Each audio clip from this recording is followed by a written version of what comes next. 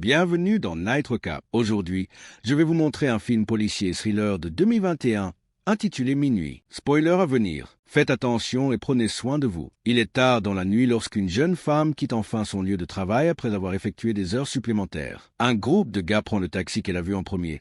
Alors maintenant, elle est coincée chez elle à pied. Alors qu'elle emprunte la route sombre, elle est approchée par une camionnette et son chauffeur, Do-Shik, lui propose de la ramener chez elle. La femme refuse, ne voulant pas monter dans une voiture avec un inconnu.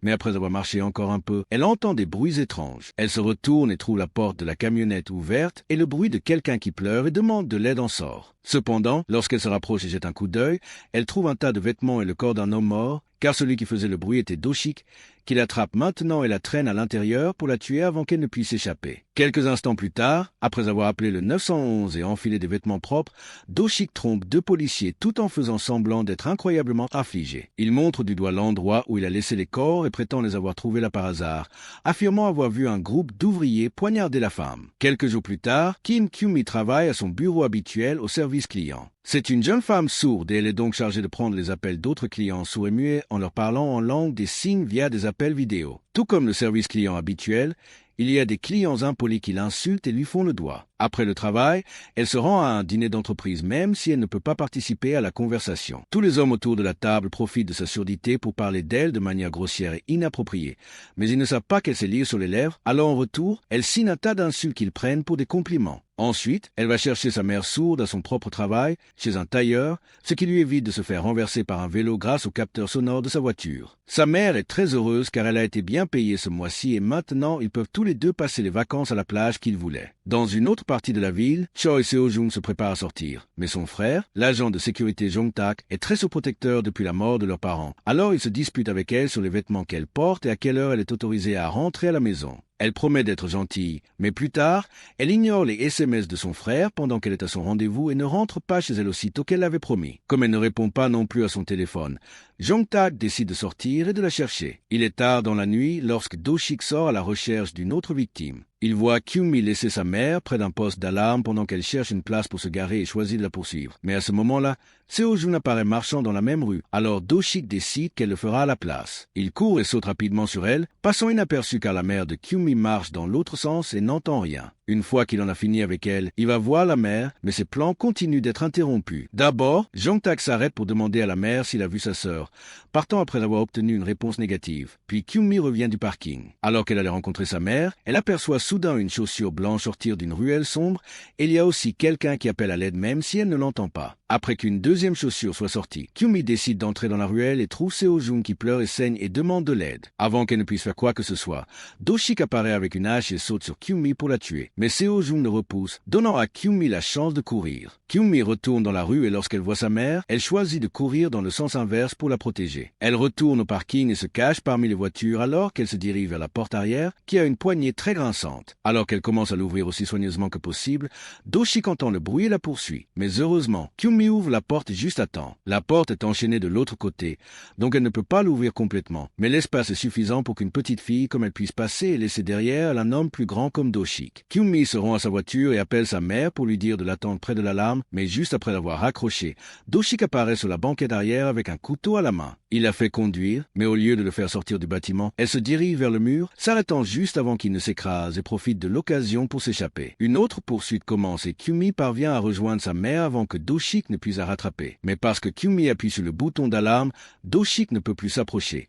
Alors pendant que les femmes attendent la police, il retourne à sa camionnette. Après y avoir caché le corps de Seo-jung, il change de vêtements et de coiffure pour ressembler à un homme d'affaires normal, puis s'approche des femmes avec une expression insouciante. Kyumi ne le reconnaît pas parce que le tueur portait un masque et un chapeau. Alors quand cet homme dit qu'il cherche sa sœur, Kyumi le croit. Elle est sur le point de l'emmener dans la ruelle sombre lorsque la police arrive, mais le policier trouve la ruelle vide. Kyumi demande à voir les caméras de sécurité, mais le gardien du parking leur montre qu'ils ont été éteints par des enfants qui s'y accrochent pour fumer. Tous les trois sont emmenés au poste afin qu'ils puissent faire un rapport en bonne et due forme. Dans l'ascenseur, Do-Shik continue de regarder les armes dans son sac avant de jeter un coup d'œil aux femmes, ce que remarque remarque la mère de Kyumi, qui pense qu'il n'a plus l'air très triste. Pour assurer sa couverture, il récupère un téléphone noir de son sac et leur dit qu'il est soulagé d'avoir reçu un texto de sa sœur, ce qui veut dire que le corps n'était pas le sien. Quelques instants plus tard, Kyumi a fini de faire sa déclaration, mais l'officier ne peut pas faire grand-chose sans le corps ou une description physique du tueur. Do-shik veut l'aider, mais le flic le réprimande pour avoir interrompu les déclarations des autres,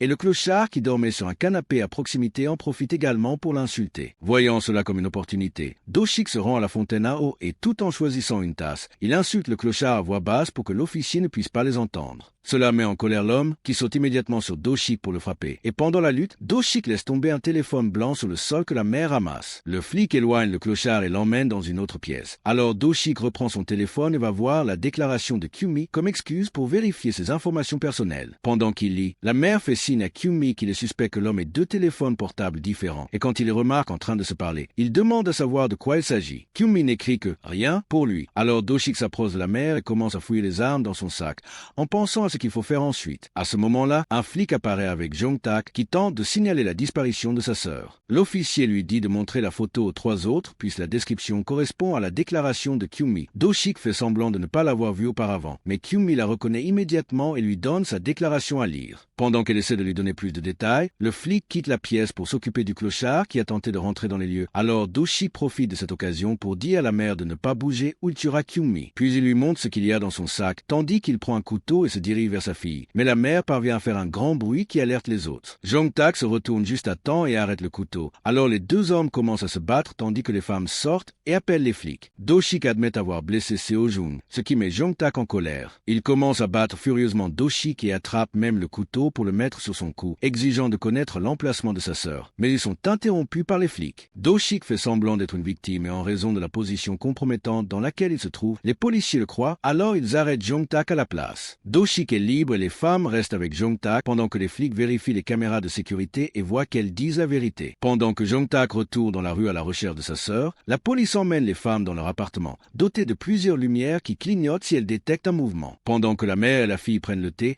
les lumières les avertissent de la présence de quelqu'un à la porte, ce qui les inquiète car il est très tard. Mais il s'avère que c'est juste la collègue de la mère qui est venue chercher des sacs. Les 2 femmes âgées partent ensemble, laissant Kyumi seule dans l'appartement, ignorant que Do-shik est maintenant arrivé et a cassé le capteur à l'extérieur de la porte afin que la lumière ne révèle pas sa position. Ses pas à l'intérieur sont cependant détectés. Alors quand Kyumi quitte sa chambre pour enquêter, Do-shik fait sonner un réveil pour lui faire penser que c'est ce qui a déclenché les lumières. Ensuite, une fois de retour dans sa chambre, il finit d'éteindre tous les autres capteurs de la maison pendant qu'elle envoie un SMS à Jong-tak, qui lui avait donné sa carte au cas où elle aurait besoin de quelque chose. Do-shik attrape sa hache et se prépare à frapper. Mais à ce moment-là, Kyumi remarque qu'un jouet sur la commode est activé mais les lumières n'y réagissent pas.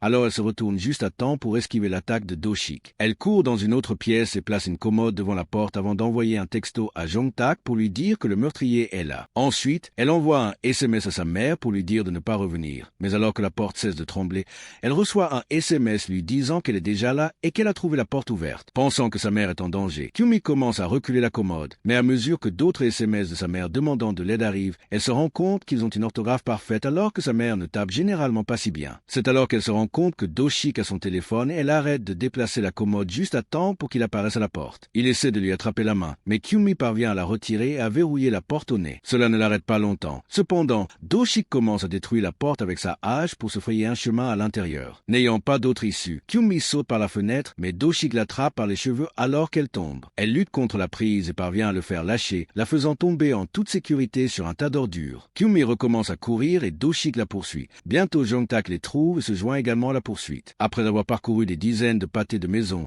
Do-shik coince Kyumi dans une zone fermée et il est sur le point d'attaquer lorsque Jong-tak arrive. Pour l'empêcher de le frapper, Do-shik met son propre couteau contre son cou et menace de se suicider, ce qui signifie que Jong-tak ne saura jamais où se trouve sa sœur. Avec Jong-tak figé sur place, Do-shik envoie un SMS sur son téléphone avec la position de Seo-jung et lui fait chaud. Ils irent entre les 2 filles. Jong-tak s'excuse auprès de Kyumi et s'enfuit à la recherche de Seo-jung à l'adresse qui lui a été donnée, la maison de Kyumi. De toute évidence, Do-shik a menti et et l'endroit est vide, et Jong-tak ne croise la mère qu'à son retour. Pendant ce temps, Kyung-mi essaie d'utiliser une chaise trouvée dans la poubelle pour se défendre, mais Do-shik la lui prend et l'utilise pour la clouer au sol. Pendant qu'il utilise le téléphone pour parler à Jong-tak et le traiter de mauvaise personne pour l'avoir laissé là, Kyung-mi attrape de la terre et la jette au visage de Do-shik pour utiliser la distraction pour le repousser et recommencer à courir. Lorsqu'elle atteint la rue où se trouve sa camionnette, il voit la porte ouverte et Seo-joon en sortir, demandant de l'aide avec un couteau à la main. Alors que la mère et Jong-tak atteignent la zone fermée et la trouvent vide, les deux filles se cachent dans une ruelle, juste derrière une poubelle. Kyung-mi veut que Seo-joon appelle le 911, mais elle refuse car elle peut entendre Do-shik à proximité, qui a découvert qu'il n'y avait aucun corps dans la camionnette, alors Kyung-mi décide d'un plan. Elle écrit sur son téléphone un message à Seo-joon, lui disant d'appeler son frère car il est à proximité, avant de le lui donner et de saisir le couteau en retour. Pendant que Do-shik se retourne, elle quitte la ruelle et se cache, ne ressortant que lorsque le meurtrier est sur le point de retrouver Seo-joon. Elle fait un bruit étrange avec sa bouche et secoue un volet métallique à proximité, et une fois qu'il a attiré l'attention de Do-shik, elle met le couteau contre son cou, menaçant de se suicider et lui volant le plaisir. Do-shik la poursuit et après avoir appuyé à nouveau sur l'alarme du poteau, Kyung-mi commence à courir, reprenant la poursuite autour de la ville tandis que Seo-joon appelle son frère pour lui demander de l'aide. Lui et la mère vont la sauver avec une ambulance, et Seo-joon leur fait savoir dans quelle direction Kyung-mi a couru pour la sauver. Cette fois, Kyung-mi court vers le centre-ville, espérant qu'il y aura plus de monde autour, ce qui rendra plus difficile de se faire attraper. Elle traverse la rue très fréquentée avec beaucoup de difficultés car elle n'entend pas les voitures. Mais après quelques moments dangereux, elle parvient à rejoindre l'autre côté et à entrer dans une zone commerciale. Elle essaie de demander de l'aide aux gens, mais comme elle ne peut pas parler, il l'ignore. Do-shik se rapproche, donc elle n'a d'autre choix que de sortir le couteau pour se défendre,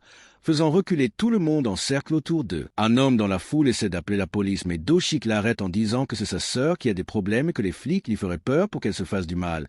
Kyung-mi utilise ce moment comme une distraction pour s'enfuir. Cependant, un instant plus tard, la police la retrouve et la ramène à Do-shik. Croyant à l'histoire de la sœur, ils lui rendent également le couteau. Kyung-mi se met à pleurer et avec les quelques sons qu'elle parvient à émettre, elle la supplie de ne pas le tuer car il lui reste encore tant de choses à faire. Ne voulant pas faire ça devant des gens, Do-shik l'emmène chez un allié proche et après lui avoir dit qu'elle l'a presque convaincu mais que ce n'était pas suffisant, il se prépare à la poignarder. Heureusement, Jong-tak arrive alors et l'arrête juste à temps. Les deux hommes commencent à se battre et Jong-tak parvient à attraper Do-shik avec une prise autour du cou pour l'étouffer. Il lâche prise une fois qu'il s'est évanoui et va voir Kyung-mi, lui faisant savoir que Seo-joon est en sécurité à l'hôpital et que sa mère est à proximité. Il est soudainement interrompu par Do-shik, qui a seulement fait semblant de s'évanouir et frappe maintenant Jong-tak avec des bouteilles vides et divers autres détritus. Kyung-mi le fait arrêter en ramassant le couteau. Alors Do-shik décide de quitter la ruelle et de s'en prendre à la mère à la place. Il la trouve au milieu de la zone commerciale et s'approche d'elle, lui demandant de le suivre dans une ruelle sombre. Mais à ce moment-là, Kyung-mi les voit et le poursuit avec son couteau à la main. Do-shik se moque d'elle parce qu'elle n'a pas réussi à le poignarder et n'a réussi qu'à lui blesser la main. Cependant, cela fait partie du plan. Elle a mis le couteau dans ses mains et s'est poignardée, donnant l'impression que c'était lui. La foule recule, croyant effectivement au truc et ne l'écoutant pas quand il dit que ce n'était pas lui. La police arrive alors et tire en l'air en guise d'avertissement. Mais Do-shik n'arrête pas de bouger. Alors il lui tire sur le corps à plusieurs reprises. Ce n'est toujours pas suffisant, surtout parce que Kyung-mi provoque Do-shik en lui faisant un doigt d'honneur. Mais alors que Do-shik est sur le point de réessayer, Seo-joon arrive et le plaque au sol où il meurt finalement. Plusieurs jours plus tard, Kyung-mi et sa mère vont à la plage pour passer les vacances dont elle rêvait. Seo-joon et Jong-tak les rejoignent également. Et après leur avoir montré comment ils ont appris la langue des signes, ils prennent tous les quatre une photo ensemble.